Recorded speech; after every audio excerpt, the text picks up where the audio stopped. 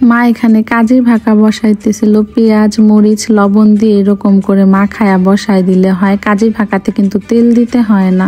আমার জালে দিকে শুকনা মরিচ ভাইজা নিতেছিল, আমি চা বসাই দিছি, চাও হয়ে গেছে।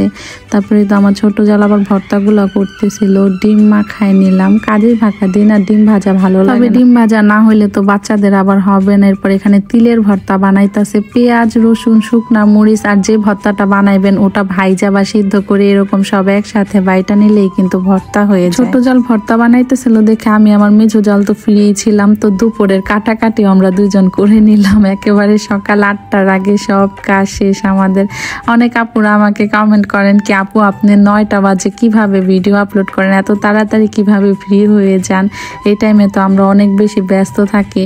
আসলে আমি তো অনেক ভিডিওতেই বলি আমরা তো অনেক সকালে উঠি না, সকালে উঠলে আসলে সকালের কাজগুলা তাড়াতাড়ি হয়ে যায়। সকাল 6:30 থেকে 8:30 পর্যন্ত পুরা ব্যস্ত থাকি, আর 8:30টার পরে 9:30 পর্যন্ত আমি পুরা টাইমটা পেজেই থাকি আর কি, ভিডিও ছাড়ি, ভিডিও দেখি। নাস্তা করার পর দুপুরের জন্য রান্না বসাইছি, তো এইদিকে আমার মেঝো যা আবার সামিউনের মাথায় তেল দিয়ে দিতেছে। কাপুরা পার্সোনালি আমাকে এই তেলটার কথা জিজ্ঞেস করেন, অনেকে নিছেনও আমাকে জানাইছেন, তো আমি তো ইউজ করতেছি ভালোই। আপনারা আমাকে জানাবেন কেমন কোনো ফলাফল পাইলেন না। সিক্রেট রোজমেরি অয়েলটা কিন্তু আসলে অনেক বেশি কার্যকর। এই অয়েলটা একদম হোমমেড, বাজারে পাওয়া অনেক অয়েলের মতো না। এটি কোনো ফ্যাক্টরিতে বানানো হয় না, বরং ঘরোয়া পরিবেশে সম্পূর্ণ ন্যাচারাল উপাদান দিয়ে তৈরি।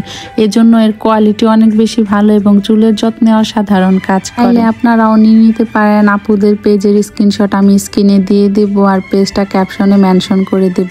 অনেকে আবার জিজ্ঞেস করেন আপু তেলটা কখন দিলে বেশি ভালো হয়? আমি তো সামিউনকে গোসলের আগে দেই 2-3 ঘন্টা, বা রাতেও দেই অনেক সময়তে। আসলে যখন সময় হয় তখনই দেই। সপ্তাহে 2 দিন আমি এই তেলটা ইউজ করি সামিউনের মাথায় প্লাস আমার মাথায়। দেখে আমি ভাত হয়ে যাওয়ার পরে এই যে গাছের বরবটি দিয়ে চিংড়ি মাছ দিয়ে রান্না করে নিছি, এরপর ডিম দিয়ে কহি ভাজি করে নিতেছি। আমি এদিকে রান্না করতেছিলাম। আজমাই নরা সবাই বলতেছিল এইটা ফুলায় তারপরে গোসল করবে, বাচ্চারা তো এটা পাইলে অনেক বেশি খুশি হয়।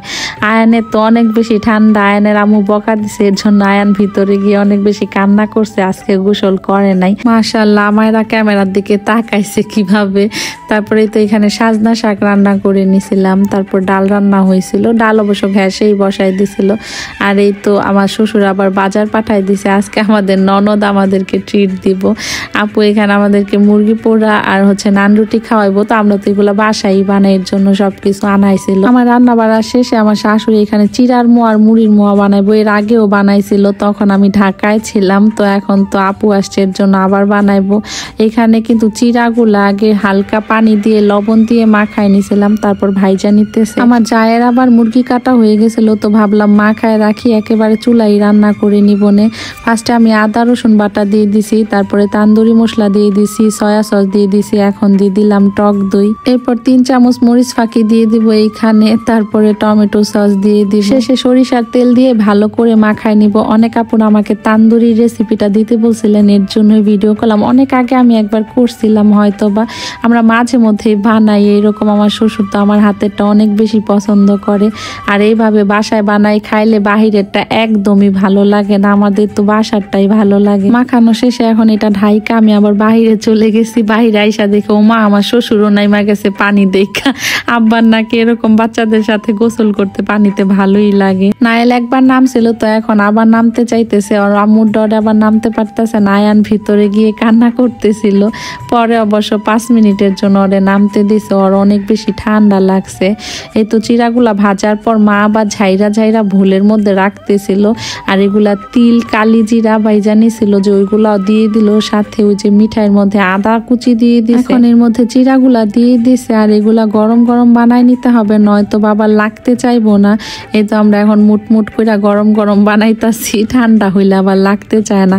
আমায়রা এখানে একবার গোসল কইরা গেছে, আরেকবার আইসা লাভ দিয়া পড়ছে পানির মধ্যে, আবার আসছে, তো আমি ওর একটা মোয়া দিলাম, নিতে চাইতেছিল না, আবার নিছে। চিড়ার গুলা সব বানানোর পরে এখন মুড়ির গুলা বানাই দিব, আর মুড়ির গুলা মা ভুলের মধ্যে দিছিল, কারণ মুড়ি তো অনেকগুলা কড়াইতে আটবো না।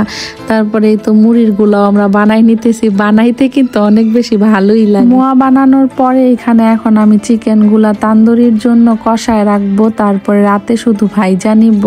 আমি এভাবেই বানাই সব সময়, হালকা একটু কড়াইতে তেল দিয়ে তারপরে মাখানো চিকেন গুলা এইভাবে কষাই নিই, তারপরে মাংসগুলো একটা একটা করে উঠাই নিই। এই তো সবগুলো উঠাই নিছি।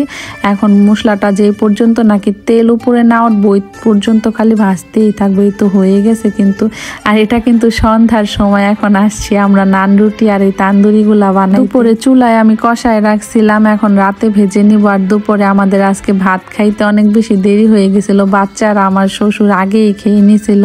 পরে আমরা এই যে মোয়া টোয়া বানানোর পরে আবার চিকেন কষানোর পরে অনেক বেশি দেরি হয়ে গেছিল।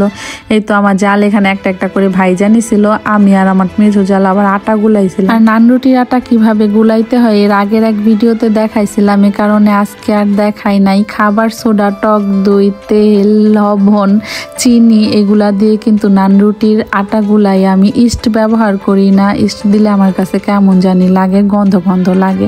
এই তো রুটিগুলা হয়ে যাওয়ার পর সবগুলা রুটিতে এরকম ঘি মাখাই নিছি আমরা। মশলাটাও আমার জাল সুন্দর করে আস্তে আস্তে গরম করে নিতেছিল। এরপর আমি এখানে একটা রায়তা বানাই নিছি। শসা, টক দই, টমেটো সস, বিট লবণ, হালকা একটু চিনি এগুলো একসাথে মিক্সড করে নিলেই কিন্তু হয়ে যাবে। এই সালাডটা অনেক বেশি মজা হয়েছিল, সবাই বলছে খেয়ে। এত কষ্ট করে বানানোর পর খাইতে লাগে মাত্র 10 মিনিট। দেখেন এগুলা দেখতে মনে হয়েছে না কত সহজ বানাইতে, তবে বানাইতে কিন্তু অনেক বেশি কষ্ট হয়েছে, অনেক সময়ও লাগছে। আমরা কিন্তু চাইলে বাহির থেকে কিনাই নাও খাইতে পারি, তবে এইরকম টেস্টও পাবো না আর এইরকম মজাও হবে না। এর জন্য বাসায় কষ্ট হইলেও বানাই। কষ্ট করে বানানোর পর সবাই যদি খেয়ে ভালো রিভিউ দেয় তখন কিন্তু এমনিতেই অনেক বেশি ভালো লাগে, ঠিক বলছি না? তো আজ এ পর্যন্ত, এই কথা হবে অন্য কোনো ভিডিওতে। সবাই ভালো থাকবেন, আল্লাহ হাফেজ, আসসালামু আলাইকুম।